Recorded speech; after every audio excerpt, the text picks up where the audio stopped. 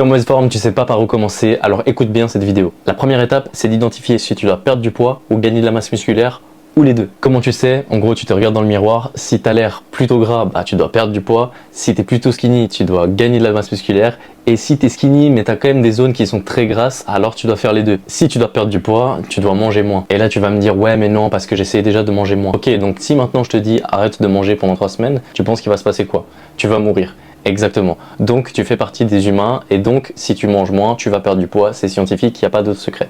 Par contre, il y a des possibilités que tu manges trop sans t'en rendre compte. Tu calcules pas assez bien, tu penses que ta maintenance est plus élevée qu'elle ne l'est vraiment, etc., etc. Si tu es skinny, il faut que tu manges plus. Et là tu vas me dire oui mais je mange déjà plus. Ok, donc tu penses que si maintenant tu manges 10 000 calories par jour pendant 3 semaines, tu vas prendre 0 g. C'est ça que tu es en train de me dire?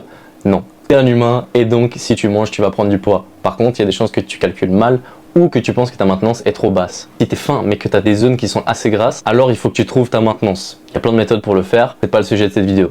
Tu trouves ta maintenance et tu manges juste un tout petit peu plus que ta maintenance, environ 5%. Dans ces 3 cas, c'est hyper important d'aller à la salle 3 fois par semaine et de pousser progressivement de plus en plus lourd. Une fois que le gras tombe, c'est la silhouette qui se révèle. Quand tu es skinny, tu dois forcer ton corps à s'adapter. Et quand tu es fin avec du gras, il faut que ton corps révèle autre chose que juste les zones de gras. Et donc il faut qu'il révèle des zones de muscles.